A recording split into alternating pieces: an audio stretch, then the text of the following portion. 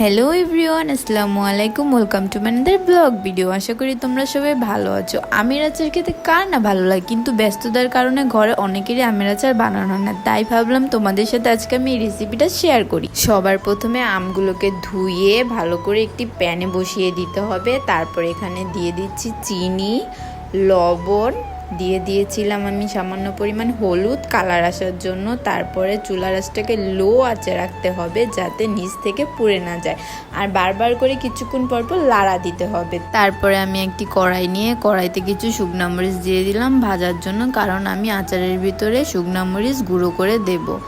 আর কিছুক্ষণ পর পর আচারটা লাড়া দিতে হবে, লাড়া না দিলে নিচ থেকে লেগে যাবে, তো এটা আপনারা সাবধানে থাকবেন, কারণ যদি আপনারা বসিয়ে ধুয়ে চলে যান তাহলে আর হবে না, নিচ থেকে পোড়া লেগে গেলে একটি বাজে গন্ধ আসবে। আমি এখানে আবার একটু লবণ দিলাম, আবার চিনিও অ্যাড করেছিলাম, তার কারণ মিষ্টি হয়নি। আপনারা আপনাদের স্বাদ মতো লবণ চিনি দিয়ে নেবেন। আমার আচারটা প্রায় হয়ে এসেছে, যে কালারটাও মাশাআল্লাহ খুব সুন্দর এসেছে। সুন্দর একটি কালার করার জন্য আপনারা সামান্য পরিমাণ হলুদ দিয়ে দেবেন। আমি এখন খেয়ে দেখছি, হ্যাঁ মিষ্টি লবণ সব কিছুই পারফেক্ট হয়েছে। এখানে আমি এখন পাঁচফোড়ন টেলে নিচ্ছি। পাঁচফোড়নগুলো টেলে নিয়ে আমি এখন ব্লেন্ডার মেশিনে ব্লেন্ড করে নেব। যে ভাজা মরিচগুলো রেখেছিলাম ওগুলোও আমি একসাথে ব্লেন্ড করে নিচ্ছি। পাটায় এখন আর বাটাবাটি কে করে, আপনারা চাইলে পাটায় বাটতে পারেন, ব্লেন্ডার মেশিনেও ব্লেন্ড করে নিতে পারেন।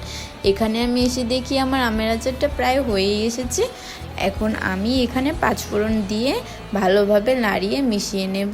আমার এই আমের রেসিপিটা তৈরি করতে সময় লেগেছিল মাত্র 1 ঘন্টা। তোমাদের যাদের কাছে সময় খুবই অল্প তারা চাইলে আমার এই রেসিপিটা ফলো করতে পারো। আমি এখানে আবার পাঁচফোড়ন অ্যাড করে ভালোভাবে আচারটাকে মিশিয়ে নিচ্ছি। আর এই সময় আচারটাকে ভালোভাবে লাড়তে হবে, মিশাতে হবে, না হলে আচারটা স্বাদও আসবে না। তোমরা পাঁচফোড়ন ভালোভাবে মিশিয়ে নিয়ে খেয়ে চেক করে দেখবে আচারটা কিরম হয়েছে। ইনশাল্লাহ আমারটা বেস্ট হয়েছিল, তোমাদেরটাও বেস্ট হবে।